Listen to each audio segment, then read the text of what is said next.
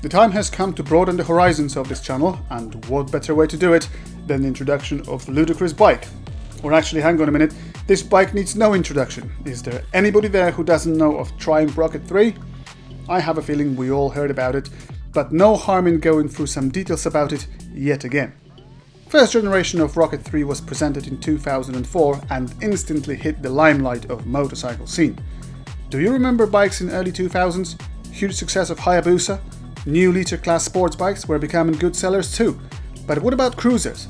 Was there anything remarkable there? Don't get me wrong, there were some nice bikes out there, but nothing that would match the thump the good old Busa made in 1999 in the sports bikes class.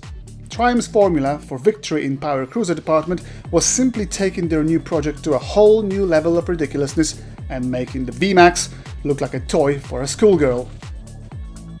Sounds good, doesn't it? But how do you do that?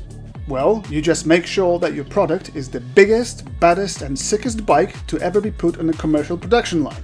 People from Triumph were no joke and actually did what was promised. Balls to the wall attitude is oozing from this bike.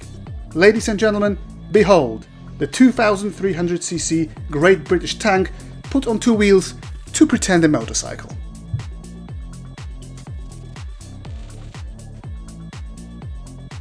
My first impressions were quite exciting, as I came from a world of Japanese middleweight bikes. I've owned many bikes in the past, but never rode a British bike or anything of that size. Just walking around the bike makes you instantly gain respect to it, and if you don't, then you're reckless, because this thing really is beyond cubature of any ordinary motorcycle. Everything is big and beefy. Fuel tank is enormous. Fork legs are massive.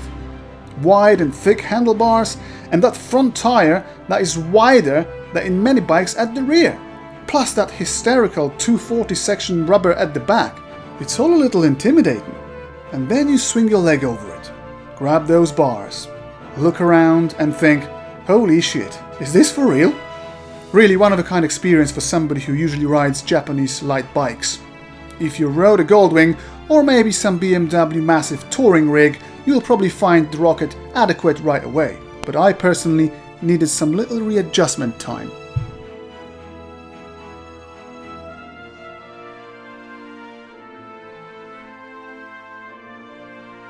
Speaking of readjustment period, I must say that the men who designed and built that bike did the impossible, and that is making this heavyweight monstrosity feel pleasant and reassuring almost instantly.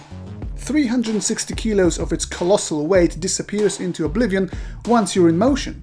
The controls feel light, precise and compliant. I was grinning like a little boy who rode his first bicycle without stabilizers. First few miles behind me and confidence levels went up exponentially. Bike handles surprisingly nice, feels stable and planted. Brakes are superb and provide great feel. Every hour on the bike gives more joy and curtails the worries. The more I rode the bike, the more I felt like I'm in a tandem with the Rocket. It didn't feel like the bike is trying to kill me at all. Exact opposite, in fact. Its very good road manners and surprisingly nimble maneuverability dissolve all fears in no time. It seemed like Rocket is inviting you to ride it, telling you to trust it and just relax. Big props for how such a great beast rolls down the road in such a grace and composure.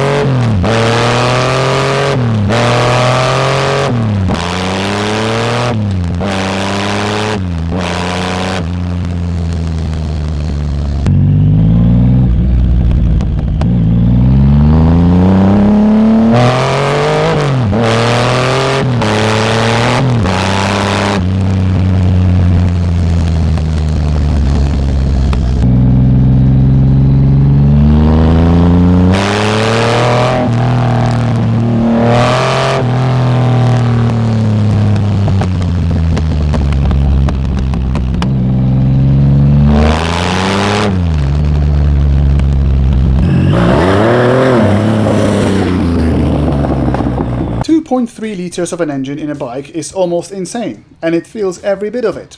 Acceleration is bonkers, and it's difficult to compare it to anything on two wheels, really.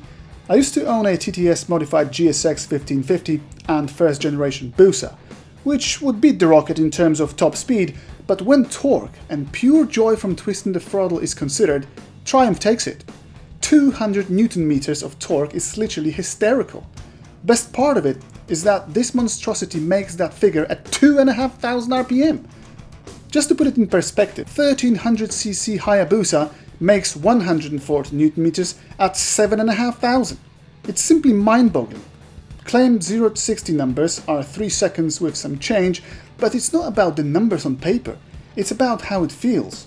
And it does feel simply incredible.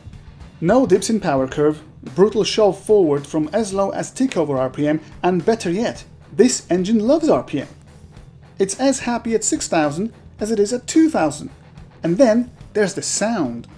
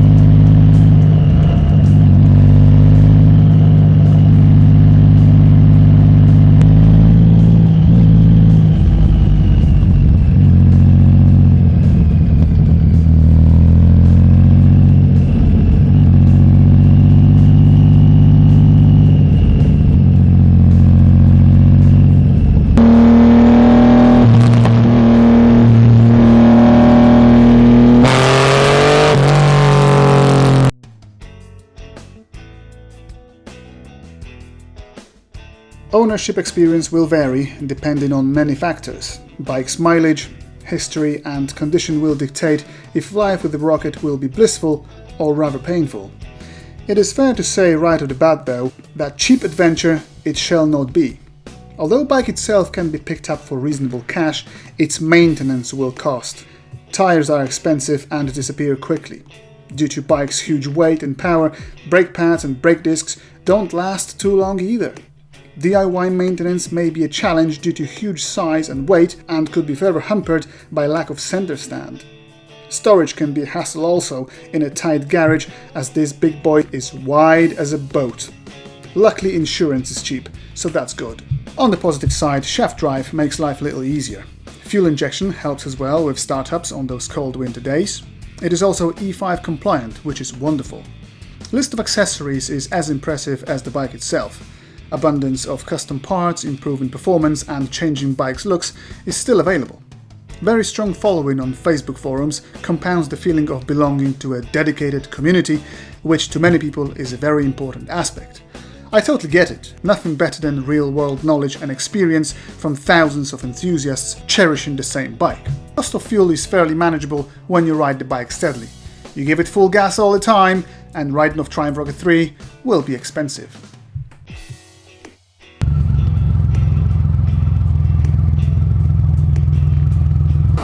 I've done exactly 70 miles, 69.9, and let's see how much fuel has this beast burned today. So unfortunately I've only got E10 here, but it's not going to be a lot of it, so no stress.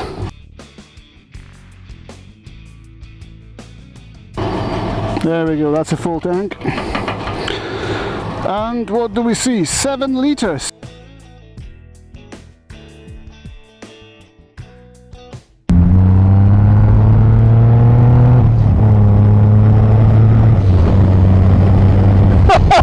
And that's 100 miles an hour. This bike is ridiculous. The riding position, look at my legs. I am so chilled. No pain in my wrists, no pain in my hips or knees. I am just completely and utterly chilled out. The seat is massive, wide, nicely shaped. And what's really cool is that the bike is actually quite nimble, you know, considering it's so big and so heavy. It handles quite okay actually. Top gear, 2000 RPM, and I'm seeing just shy of 60 miles per hour. Completely unstressed. What really is best in Rocket 3 is sticking it in top gear, having it at about 50, maybe 60 miles per hour like now, and just looking at the countryside and chilling out and just surfing on this massive wave of torque. So, a little sample of riding the Rocket 3 after dark. Mainly just to show what the lights do on the road. So, this is the low beam. No drama, but could be a little bit better. Well, this is high beam. You tell me if that's good or not. Now back to low beam. Doing 65 miles an hour. Not complete darkness, pitch black sort of situation, but you know, dark enough to maybe assess the lights. Oh boy, what a bike. Brits really nailed it with that one. But who is this bike for? Well, maybe it's worth to ask a different question this time, and that is, who isn't this bike for? Well, rookie rider should absolutely stay away from it, as sheer size, weight and sick performance will mean trouble. People without imagination should also look elsewhere. Although surprisingly forgiving, Rocket 3 won't forgive everything. Reckless riding on the limit combined with lack of skill will send you to hospital bed. Even good riders of smaller posture might find it awkward to maneuver at slower speeds. Therefore, some checks with proper test ride is recommended. Performance lovers will surely adore it, as this engine just never gets old. Touring capabilities of Rocket 3 are also top class. Hard luggage, soft luggage and other long trip goodies make it a perfect choice for long haul travel. Wonderfully comfy riding position is what I found as great as engine's performance. What's the point of having all that power when you ache after 1 hour of riding? None of that here. Hours of mile eaten on the Rocket and you are still fresh like a daisy. Someone once told me that once you've tried Rocket 3, you become a fan forever. I didn't grasp it there and then because I always found this bike rather ugly, but as soon as I rode it first time, it all made perfect sense. This bike is so ridiculous that you'd have to be bonkers to buy it. But this is why I think you should.